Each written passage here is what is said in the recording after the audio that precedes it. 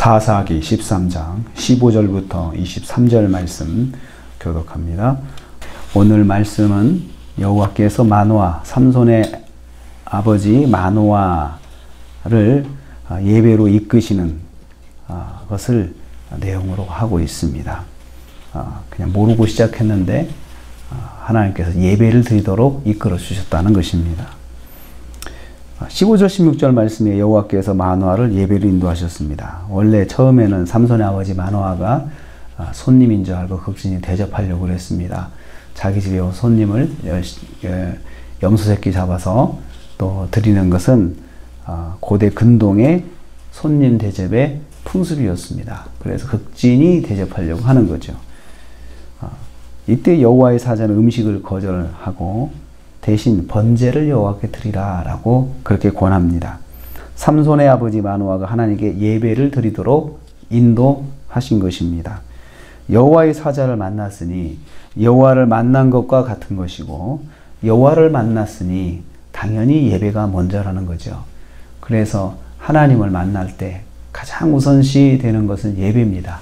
다른 것보다도. 그래서 예배가 먼저고 예배를 드리려고 노력을 해야 되죠. 그래서 교회에 가면 제일 먼저 예배를 드리려고 노력을 해야 됩니다. 가서 봉사하고 가서 뭐 하고 이거보다도 더 우선시 돼야 되는 것이 예배입니다. 주일날 그래서 예배보다 중요한 것은 없습니다. 그래서 예배를 드리도록 예배를 빠지지 않도록 그리고 가서 예배를 등한시하지 않도록 노력을 해야 합니다. 하나님을 만났을 때 예배가 먼저입니다. 항상 예배가 먼저라는 것을 생각해야 합니다. 여호와께서 여호와의 이름을 알려주셨습니다. 마노아가 당돌하게 여호와의 사자의 이름을 묻습니다. 왜냐하면 말씀대로 이루어졌을 때 자기에게 아들을 주셔서 또 나실인으로 태어나게 하셨을 때 감사의 의미로 존경하고 높여드리기 위해서 그런 것이죠. 요즘으로 말하면 사례를 하려고 그런 거였습니다. 내게 말씀하신 분이 누구신 이름 알려주시면 제가 훗날 찾아뵙겠습니다. 이렇게 말한 것입니다. 여호와의 사자인 줄 모르고 살해할 것을 생각한 것입니다. 이에 대해서 여호와의 사자가 자기 이름을 밝히는데 내 이름은 기묘자라 라고 했습니다. 이 기묘라고 하는 것은 예수님의 이름입니다. 이사야서 9장 6절 말씀에 그렇게 나와 있거든요. 한 아기가 우리에게 낳고 한 아들을 우리에게 주신 바 되었는데 그 어깨에는 정사를 메었고 그의 이름은 기묘자라 모사라 이렇게 그 한 아기 예수 그리스도를 기묘 모사 묘사했는데 그 바로 이 기묘라고 하는 말은 놀라우신 분이라는 뜻이에요. 더 이상 표현이 가장 놀라우신 분 정말 그 어떻게 신기하고 놀라우신 분 뭐라고 표현할 수가 없다는 거죠. 행하시는 일들 또 이 모든 것들 창조의 사역 그냥 말로 표현할 수 없죠. 놀랍다 밖에는 설명이 필요 없잖아요. 우리가 그 말씀을 읽을 때마다요. 그래서 마노아가 제물과 예물을 이제 드리려고 할 때 그렇게 이름을 밝혀주셨습니다. 자, 그래서 예수님께서 몸소 마노아의 가정에 임재하셨다는 것을 볼 수 있죠. 그렇죠. 구약 시대에. 그래서 그걸 우리는 성육신이라고 합니다. 성육신, 예수님께서 이 땅에 오실 때 성육신 하셨다라고 했잖아요. 그게 구약 시대에 하나님의 뜻을 전하기 위해서 마노아의 가정에 이렇게 오셨는데 이런 사건들이 몇 군데가 있습니다. 예수님께서 사람의 몸으로 강림하셔서 마노아의 가정에 오셨습니다. 하나님의 뜻을 전하기 위해서. 그래서 하나님의 뜻을 전하기 위해서 이 땅에 오신 것이 예수 그리스도의 사역이죠. 만민이 구원받게 하시는 그 하나님의 뜻, 회복을 위한 하나님의 뜻을 몸소 실천하기 위해서 오신 것이죠. 예수님께서 마노아의 가정을 찾아오신 것입니다.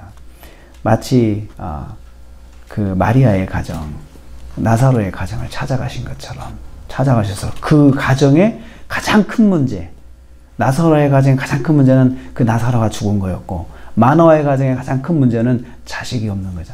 이 자식을 얻는 문제를 해결해 주셨습니다. 저는 이 말씀을 보면서 저와 여러분의 가정에 예수님께서 함께 하셔서 가장 근본적인 문제, 우선 정말 마음의 답답한 문제를 해결해 주시기를 축복합니다. 여호와께서 마노아의 제물을 받으셨습니다. 제물을 받으셨는데 마노아가 여호와께 드릴 때에 제단에서부터 불꽃이 하늘로 쭉 올라갔고 또 그 다음에 여호와의 사자가 그 불꽃을 타고 딱 승천하신 거예요. 그러니까 이건 뭐 놀라운 거죠. 그러니까 마노아가 확신을 갖도록 하나님 인도하신 거예요. 그러니까 예배를 드리면 우리가 예배를 드리면 은혜를 받았다라고 보통 이야기하잖아요.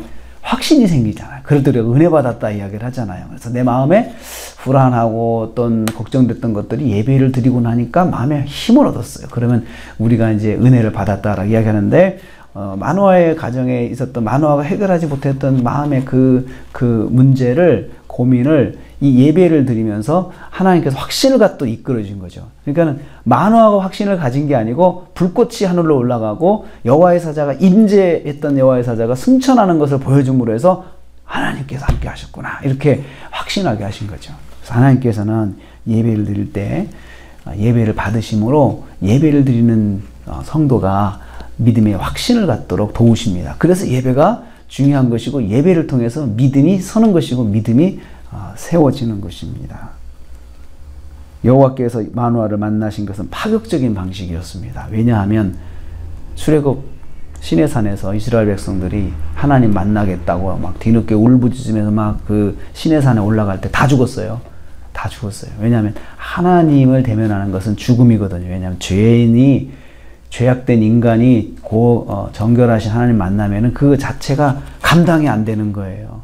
그래서 그냥 죽는 거예요. 죽을 수밖에 없는 거죠. 그런데 그 가정을 하나님께서 만나 주시면서 그 파격적으로 그 가정을 뭐 죽게 하든지 누가 죽든 그렇게 안 하신 거예요. 여호와를 대면하면 죽는다는 원칙을 깨셨습니다. 그래서 여호와께서 예배를 통해서 하나님을 알고 깨닫게 하신 거죠. 파격적인 방식으로. 여기서 하나님께서 원하시는 것이 무엇입니까? 하나님을 알도록 하는 거 원하시는 거죠. 마노아가 이 사건을 통해서 하나님을 알도록 인도하신 것입니다. 예배는 하나님께서 임재하시고 하나님께서 역사하시는 것이 예배입니다. 그래서 예배를 소중히 여겨야 되고 예배 시간에 정말 딴짓하면 안 되고 예배 시간에 정말 중심을 하나님께 드려서 남이야 어떻든 간에 내 자신이 그런 마음을 가지고 있어야 합니다. 오늘 하나님께서 마노아의 가정이 예배를 드리도록 이끌어 주셨고 또 예배를 드릴 때에 은혜를 베풀어 주셨습니다. 그런 것처럼 오늘 하루 또 저와 여러분 하나님께서 예배로 인도해 주시는 은혜가 있기를 축복합니다. 그리고 예배를 통해서 하나님의 은혜를 경험하는 귀한 시간 되시기를 축복합니다. 기도하겠습니다.